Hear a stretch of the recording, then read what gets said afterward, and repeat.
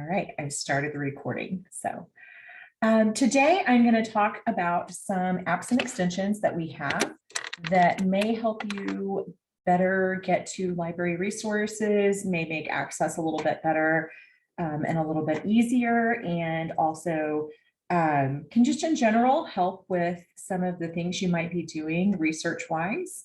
Right now, I am going to go ahead and start sharing my screen.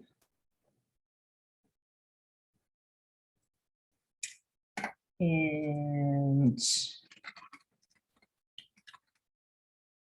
go to the library website, although that's not entirely necessary here. So, we have a lot of really good library resources out there, and a lot of times people want to access those from off campus. And there are things that make that a little bit challenging occasionally. So there are apps that can help you get around some of those roadblocks that come up. And there are also some that just make it easier to kind of connect and do your work. So I am going to start with the extensions because those are going to be things that we can add to our browsers. The first one I'm going to talk about is called Libki Nomad. And if you just type that in, it doesn't have to be one word.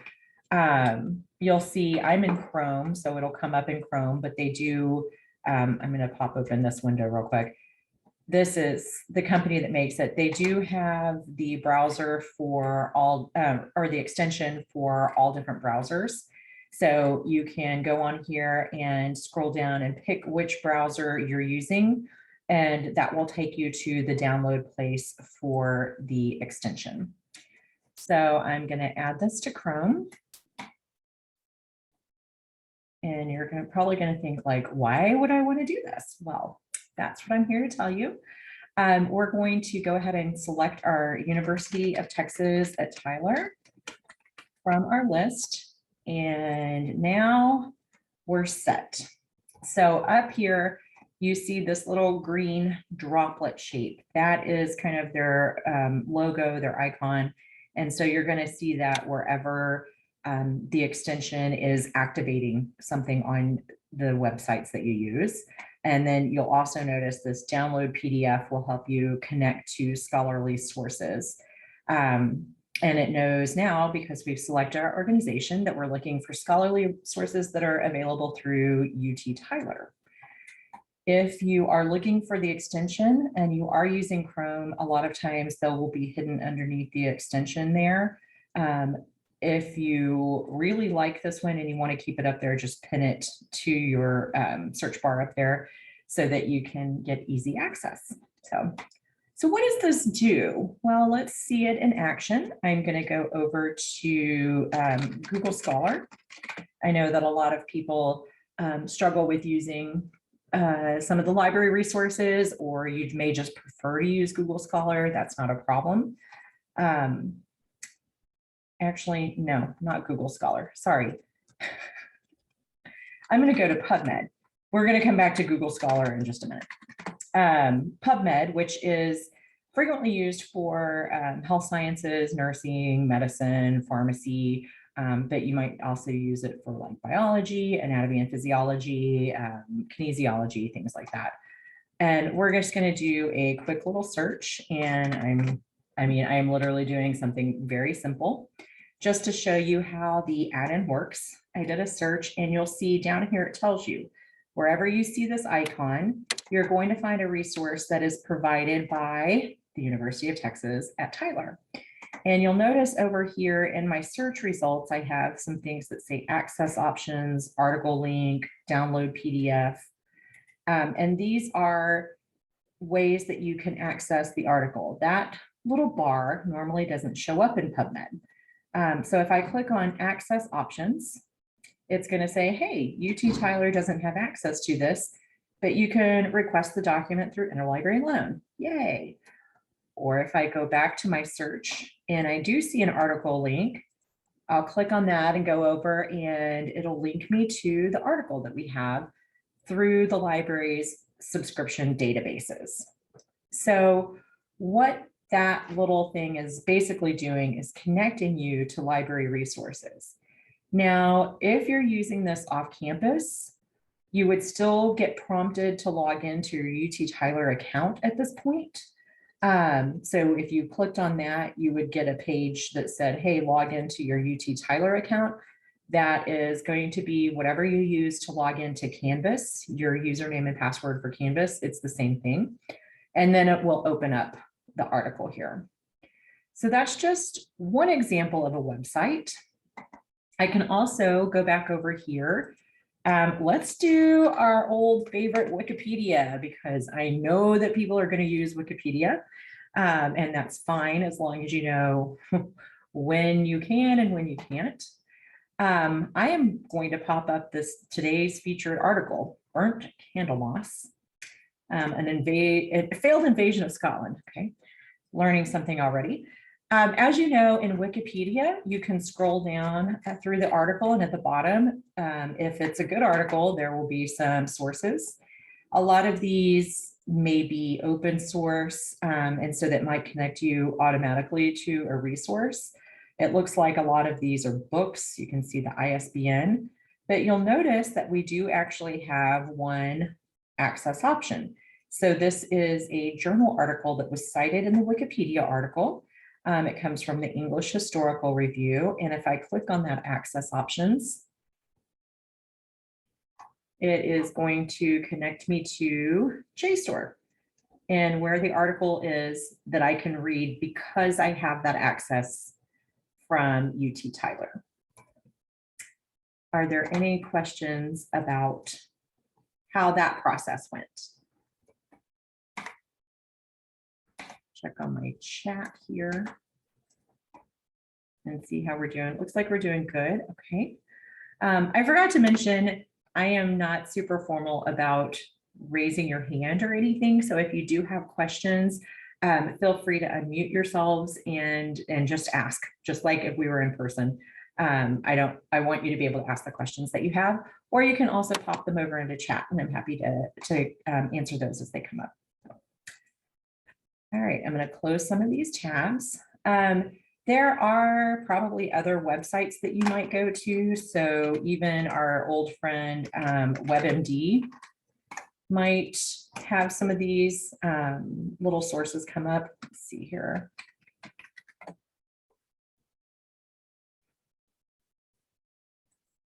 We'll do flu again. Well, WebMD is not really working. Let's see if there's something over here. I'm not seeing where they have a list of sources, so this might not have been a good example, but basically any site that you go to where there might be sources quoted, that little Libki Nomad little droplet will show up, and you can click on that to get over to the UT Tyler paid subscription. So let's close that one. Something over in Google Scholar. So I said I would go back to that. So with Google Scholar, I'm going to search. And I have my Google Scholar set up to where it recognizes my library, right? And the way you do that, if you click on settings over here and library links, you'll notice that UT Tyler is checked. So Google Scholar is already telling me what is available through UT Tyler. Because I'm on campus, I can use these links and it will take me over to the UT Tyler version. However, if I am not on campus, I could use that. If I clicked on the title, I could use that to look for the little teardrop that would come over and take me to the resource. Oh, Dr. Deal. Yes, I'm so glad to hear Dr. Deal says she loves Libki Nomad because it's really easy to use, right? And especially I know in nursing, with as much as y'all do on Pubmed and Medline and stuff, that it probably really helps. So, all right. My next extension I'm going to talk about is another one that goes along with a library resource. If you are looking for a citation generator or a citation organizer, we have one called Cywheel. We do have several workshops and tutorials on how to use Cywheel specifically, but I just want to show you real quick what it looks like to install and use their extension. So I'm going to go over here to Cywheel and sign into my account, which hopefully I can remember my password.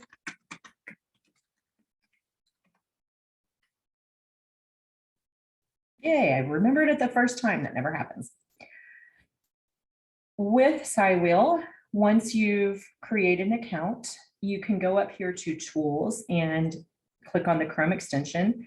Again, this is another one where whatever browser you're using, it will recognize and give you the link to go to the extension for whatever browser it is. So if you're in Firefox, it would be Firefox extension. If you were in Safari, it would be Safari extension, etc. And I'm going to go ahead and install this and add it to Chrome. So with the Cywheel, you'll notice that it came up here and you see their little icon is this little kind of overlapping circle on a field of blue. That's going to be underneath, again, my little puzzle piece. And I'm going to go ahead and pin that up there so that it will show up whenever I want to use it. And I'm going to close that. Now I'm going to go back over to the Google Scholar search that I had done. And let's say I found this article that looks really promising for whatever my topic is. I can click on this little Cywheel and I'm just going to add it to a project or add it to my citations. And boom, now I can click view in my library and I can go back over to my Cywheel account and it will have all of the citation information there.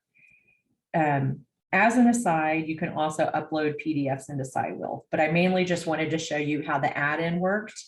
And that way I can close this back up. I can go back and do my searches.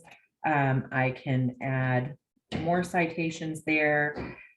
This can really help. So like this was a Google Books citation here that doesn't have a full ebook available, but I could read over the preface and kind of determine whether it's something that I wanted to pursue. And so I could go ahead and add that citation in. It can really help you just kind of keep everything together in one spot and go back to the citations later to figure out where you found it, what you were looking at.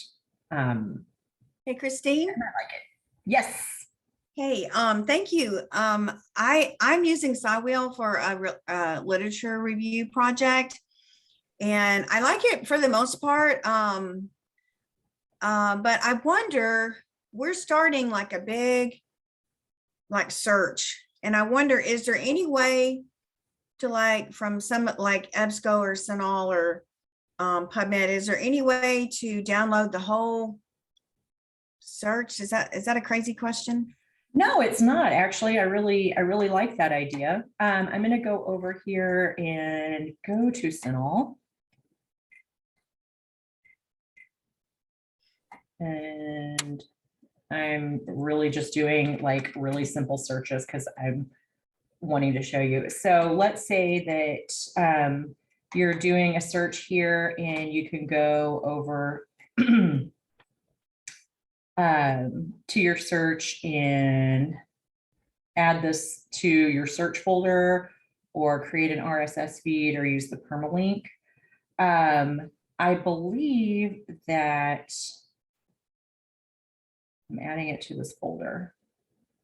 So I believe, and this may take me a minute, if I go over to the folder, well, shoot, I may have to come back to you on that one. Okay, well, I'm actually working with Michael, and we looked at this yesterday, and there were a lot of barriers so far as, not recognizing my password. And then it's just kind of a big, just for sharing information is just not very user friendly, unfortunately. So, okay, thank you for that feedback. And I'll look and see if I can figure out, I may just be doing something wrong, or it may just be Nope, it's creating new folders.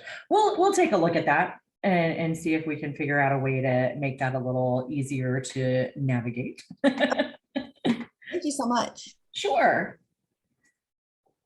Okay, so that one was the Cywheel browser extension. The last extension that I want to tell you about is one that I have only discovered fairly recently, but I think it's going to be incredibly helpful, and it's called Unpaywall. Now, as you know, the scholarly literature is behind paywalls. We're getting better about having open source stuff, open access journals and everything. But a lot of people, you know, if you're not a professor or a student at a university, you don't have access, you know, depending on what you're studying and where you're working, you may or may not have access to scholarly resources. And I know that we get a lot of folks who are in, especially like humanities fields, who come up to the library to use our databases here because they can't access them from off campus.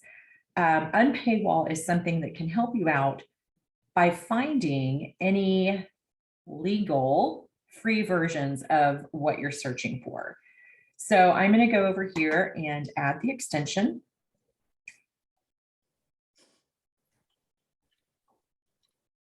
And now you'll see their little icon is this little green half circle thing with a little lock in it. And it is added to Chrome. And if that little symbol comes up in green, that means that they have a link to the article that's free. So let's go do another Google Scholar search and just keep my same searches. And I'm like, huh, okay, that sounds good. Nothing came up. It looks like this one actually may already have, yes. So you'll see this little icon came up. I'm going to click on that and it's showing me a free copy of the article. Now, in this case, I think this may be an open access source that would come up anyway, regardless. Let me see here.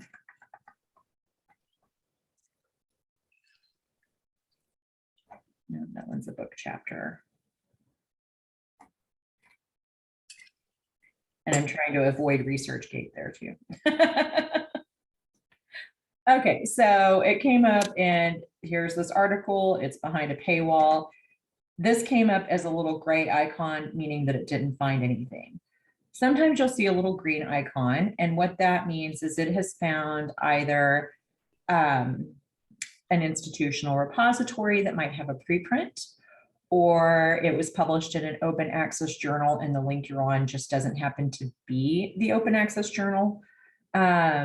Or there's some other place where there is a legal open access version of the article. And so that little link would turn green. When you click on it, it will take you over to the page for that. And I'm trying to see one that I think might do that. In this case, I think it's just an open access journal. It's the same journal that I was looking at. So it comes up. So those are the three extensions that I have for you. They are all pretty easy to use. They're pretty unobtrusive. They can be incredibly functional and really helpful in connecting you to things. I am going to move over to my Chromebook now to show you some apps, because obviously I can't install apps on a PC so much. So I'm going to stop sharing here. And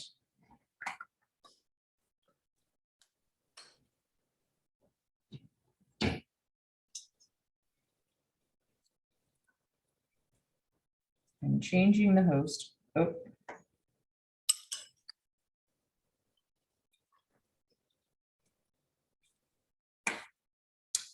All right, so now I am over here and I am going to mute this.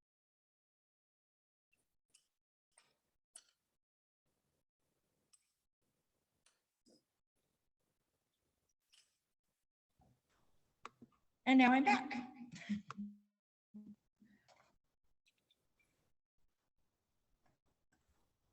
All right. Y'all know that if you've been on workshops with me before, I do like to kind of switch it around when I think that what I have is going to be useful for you. So let's see here. All right, I'm going to start sharing my screen. And what I'm going to be showing you, there we go.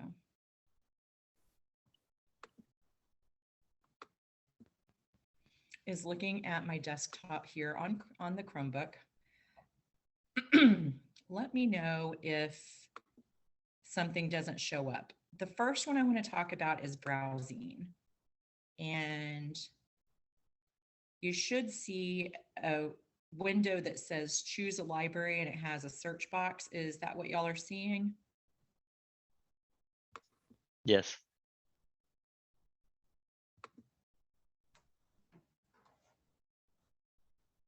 I hope, okay, I'm not seeing anybody say anything otherwise.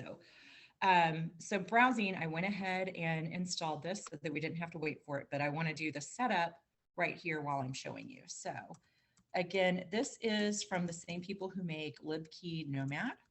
So we're going to look for University of Texas at Tyler. You'll notice that there is one option that says preceptors and one that says students, faculty, and staff. Please make sure that you're choosing the right one. I should mention that you'll need to do the initial setup for browsing on campus connected to the campus Wi-Fi. So I'm going to accept that because it's going to ask you to log in. And as you know, if you have tried to log into stuff from off campus, sometimes it's a little finicky. So this is going to be my UT Tyler Patriots account. And my password for that.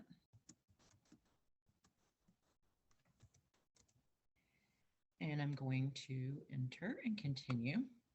Now, Libki Nomad is not, or excuse me, browsing is not a thing that you can use to do a search for specific articles. It's something that you use to read journals. So if you did a search somewhere on like science director somewhere and you found sorry, I'm trying to do something over here and you found an article that you liked, you could go and look up that journal here in browsing and get to it that way.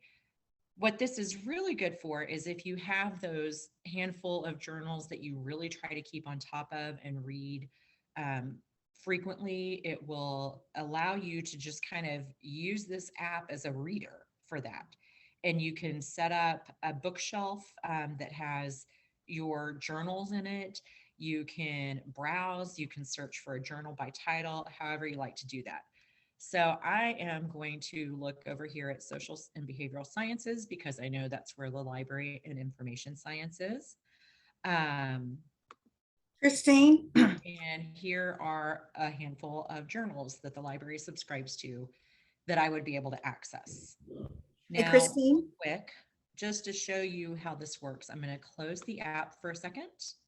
And I am going to switch over. I have one of our library hotspots in here, which if you did not know, if we have another like closed down or something and you need to access internet and you don't have that at home.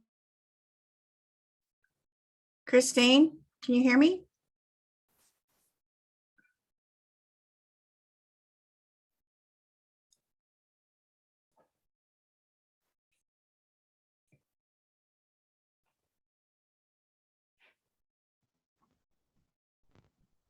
All right.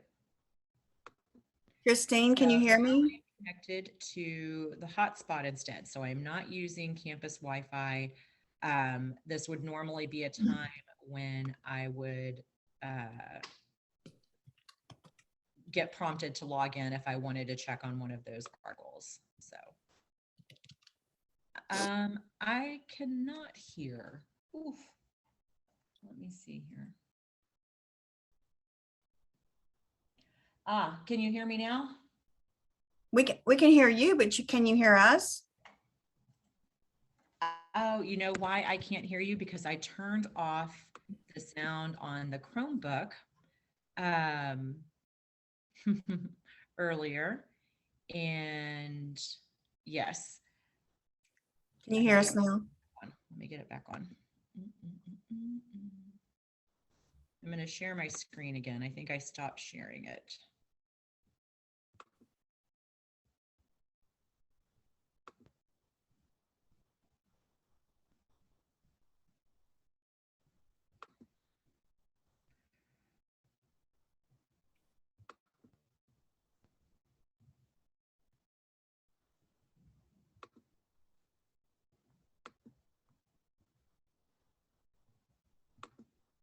Okay, I should be able to hear you now. I turned my volume back on.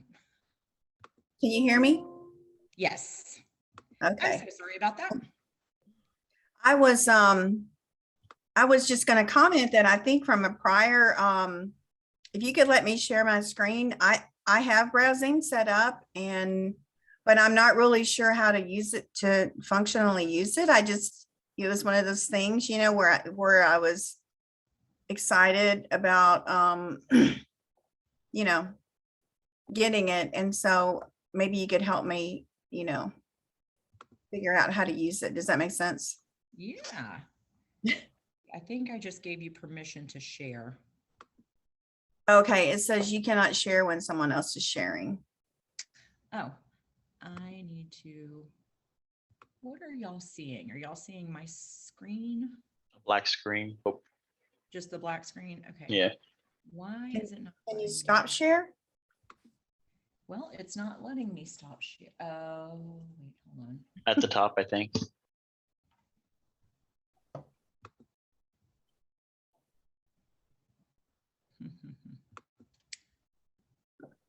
I'm clicking on the share button, which is where I usually click to stop share.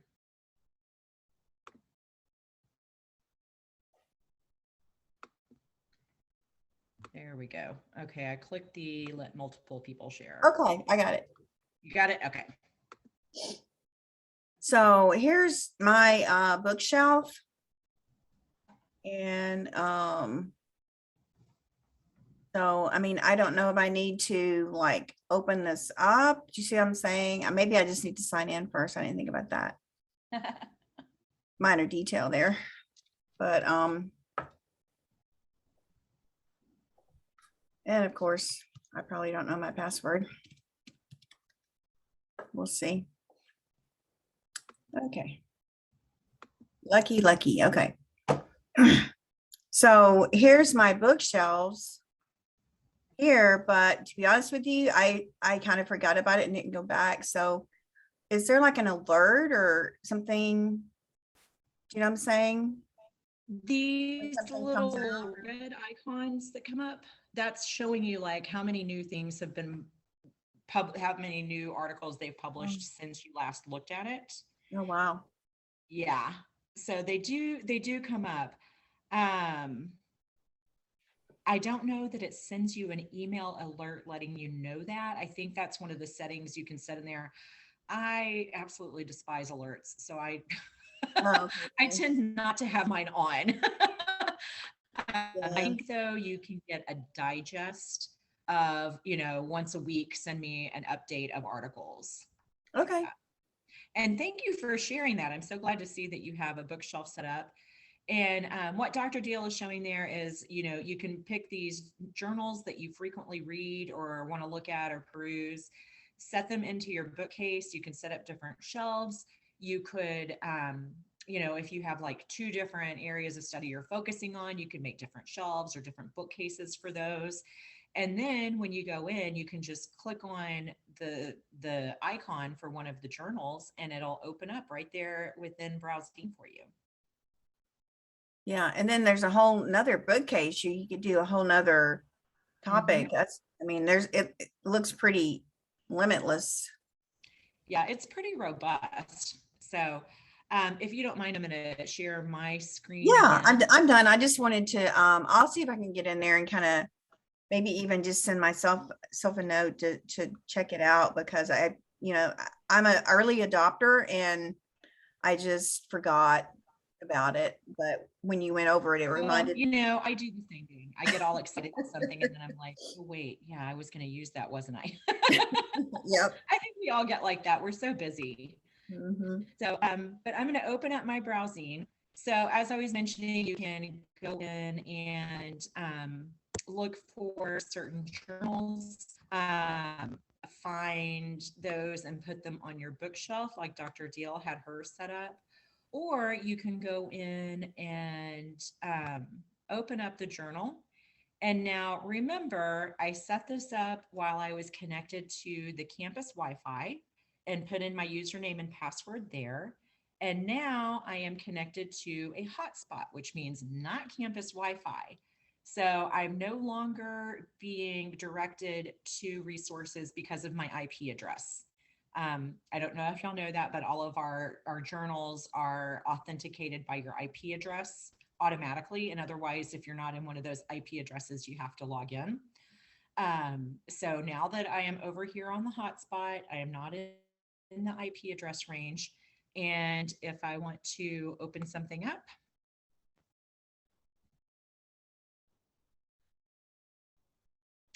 find my paper, take a minute.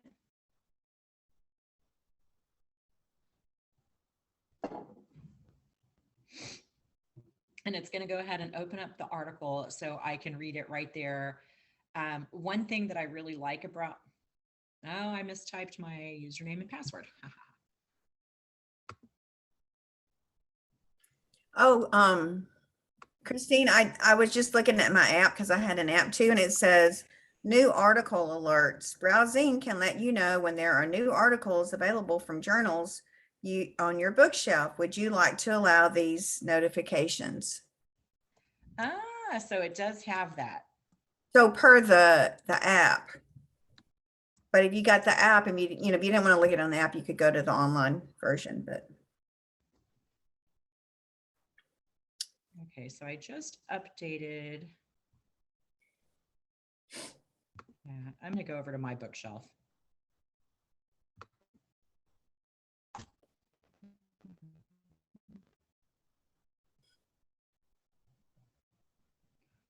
Oh, criminy.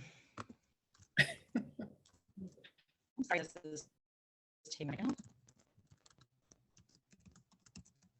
Just so y'all know, it's not always like super for the libraries either.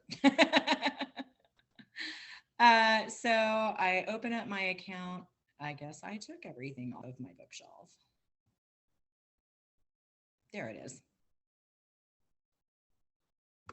And so I open up my journal and here's the journal article I want to look at. And it's going to say I'm finding the paper. Hopefully this time it will come up.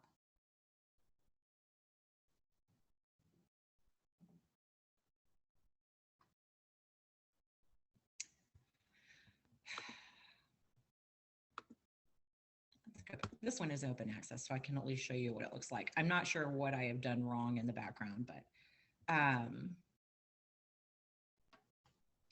the article will come up and now you see it's downloading PDF into there. And then boom, I can just sit there and I can read it.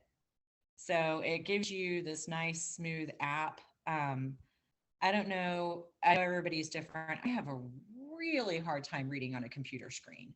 A tablet, yes, I can do a tablet, and that's because I can switch the perspective of it from landscape into portrait, and it looks more like I'm reading paper that I printed out. So that's one of the reasons that I like that. But I also like that it just connects you so seamless background. I know that this one, I input my credentials wrong. I can tell you that.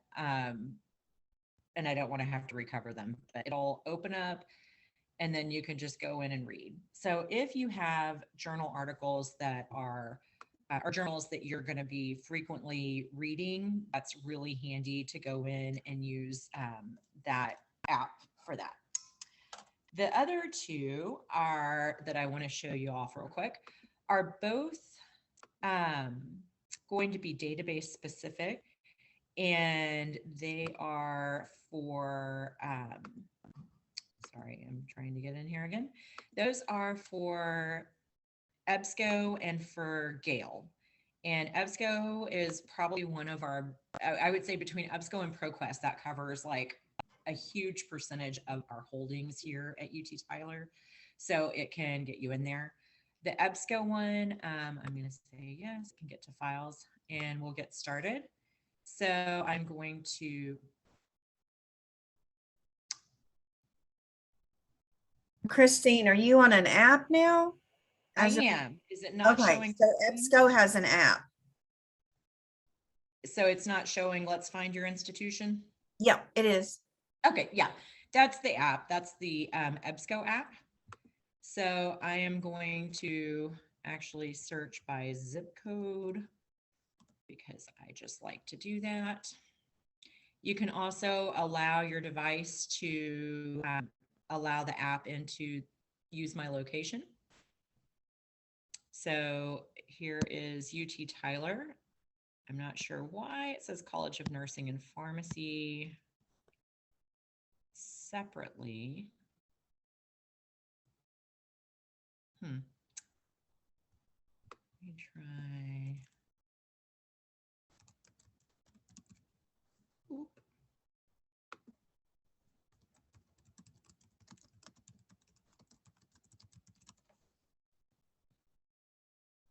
There we go. And I'm going to connect my institution. Now, right now, I am still on the hotspot. So I'm not connected to the UT Tyler Wi-Fi. So I'm not exactly sure what's going to happen here. Let's see. It's going to take me over to our main. This is probably the screen that you always see whenever you try to get into a database or open up a journal article. You'll see this one. Make sure, unless you're a preceptor, make sure you're clicking that blue login button. And it's going to take me over here.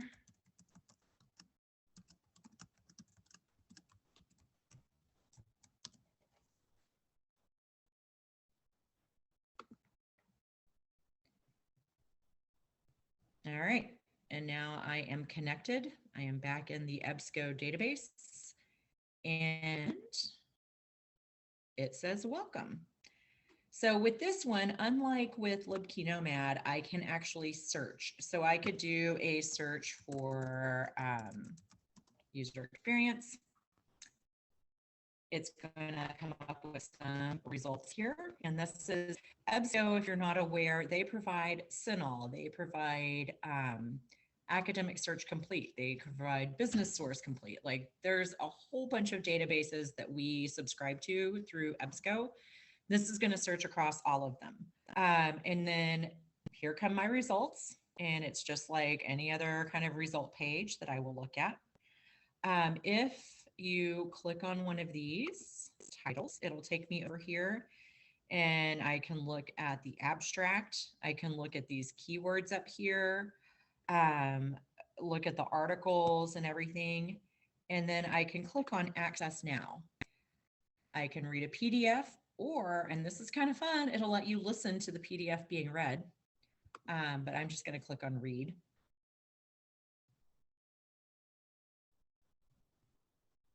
And there I am. I'm connected over to my article. So with this one, I think that the user interface is really nice and simple and straightforward. You can also, if you go back over, sorry, I closed out of the app instead of closing out of the article. But when you do your search results, you can, I'm going to go back to my search. So when I get my search results, what I can do is click on this full text right here. And so it will eliminate any search results that we don't have full text access to. I always tell people anytime I'm doing instruction on library resources, don't use that because we have interlibrary loan and it's easy to get to things. But if you want to, you can narrow it down. So And that'll, you can scroll through.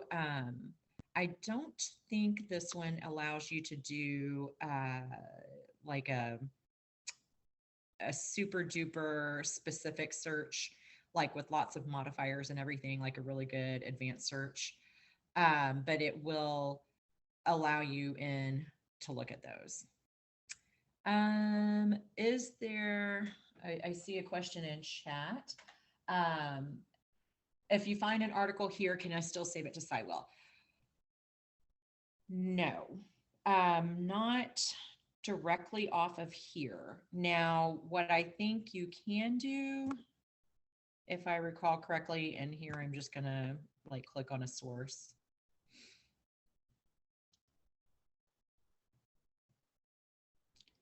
When you go over to look at the title, it has the little favorite thing.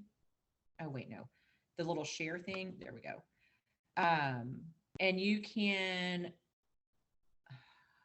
well, you know what? I'm in the wrong app. That's on the next app. So no, from here you cannot. So this is really just a get it, look at it, read it from anywhere, a lot more easily kind of process. So thank you for joining us. I see that you have to get off to class. So the last app that I wanted to show you off here is very similar, and it's called Access My Library, and this one is the Gale. And so once again, you can find your library. I'm going to let it use my location, so maybe it'll find us really fast. And maybe not.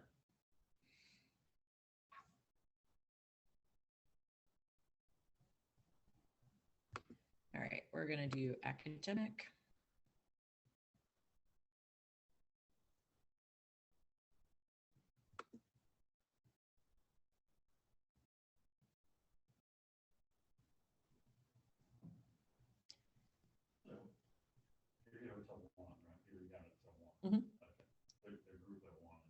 Okay.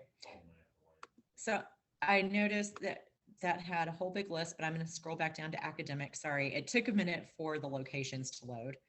And then UT Tyler comes up right at the top. Now, once again, this one's going to ask you to enter your password or barcode. If you know your employee ID or your student ID, that's what it is. It's the 6001 and whatever you add on there. And that will allow you to set that up. I, of course, forgot mine.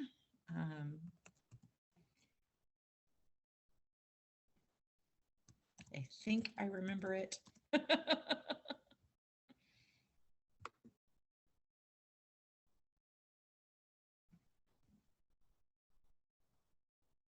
Christine, can you remind me what Gale is? I remember hearing it, but I can't remember if it focuses on some things. No, Gale has a lot of databases all across disciplines. So like this one, you'll see, if I click on resources, it may tell me. Yeah, so here are all the different databases. A lot of these we get through the TextShare, which is a program from the Texas State Libraries and Archive Commission that allows us access to, and this is for public, school, academic, special libraries all across the state of Texas. They've negotiated a contract that will allow all of these different types of libraries to use a lot of these databases. And some of them are really kind of basic information. You know, there's an ebook collection, there's legal forms, which is nice if you ever need to get your own legal forms. There is the Chilton Library. So if you ever need to fix something on your car, you can hop on there. So they have a lot of different databases. And then there are a handful that we have that are specific to UT Tyler that are, I think, all literature, like 17th century literature and things like that. So to answer your question, they're very general. We do have like this health and medicine one, but this is probably going to be more of like a public interface for health and medicine information rather than like I am a nurse or a doctor and I want to go look for that information. but let's do a search and see. Well, you know, we're looking at wellness, and we're going to do a scoping review. Uh-huh.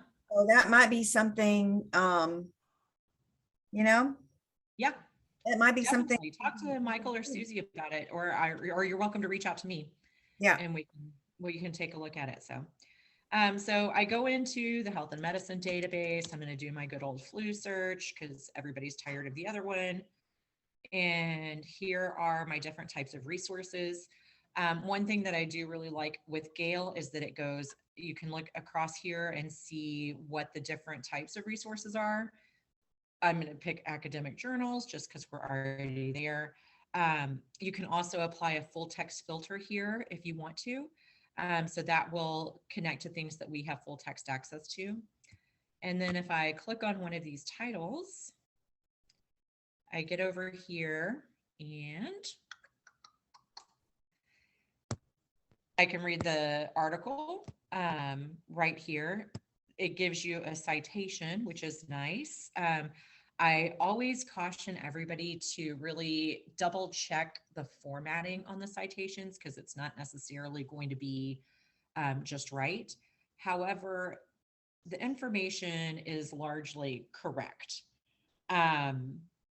I rarely come across ones where there's some kind of screw up in the metadata in the background where it's putting a title in place of the author or anything like that, or if it's just a completely different article. But in general, the information is correct. The order that it's in is correct. You just have to make sure the formatting is correct.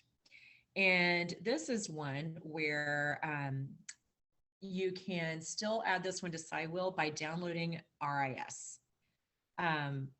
That file type, if you download, you can then upload into Cywheel. So I think the usefulness of both of those depends on whether you're liking to research on a laptop or on a Chromebook or on a tablet or on your desktop. You know, that's kind of going to determine how useful any of these are. Obviously, if you're on a desktop, you would just go over to our website and go into the databases from there and use your extension for Cywheel to add them. But from here, if you're like doing stuff on a tablet or your phone, you would end up needing to download that RIS file and then upload that into Cywheel to get it integrated. So, all right, I'm running out of time and y'all have hung in here with me and I really appreciate it. So are there any questions? Christine, I was trying to download the Gale app, but it's not taking my employee ID or my password. Interesting. When because you need to use your barcode for this one. So your library barcode is your employee ID, the 6001, whatever. So that's a little different with Gale than with the other ones. The other ones have you use your username and password. So, but I have a 5,000 thing and I'm using it. It's not working. Oh, okay. That I can help you with if you'll shoot me an email. They've set up our parameters based on what I told them I think it is. And evidently I needed more information. So I can get that nailed out for you. What they're looking for specifically is a six at the beginning. But I can let them know that that's not always the case, that it can be a 5 or a 6. Okay. Do you want me to send, do you want me to send an email with my number or just say it's for the 5? Basically as a reminder. Yeah. Okay. All right. Any other questions for anybody? Yeah. Awesome. Thank you so much. Y'all have a great afternoon. Thanks for hanging in there with me today. And I will talk to you next time. Thank you, Christine. I always learn so much. Thank you. Have a good one. Bye-bye.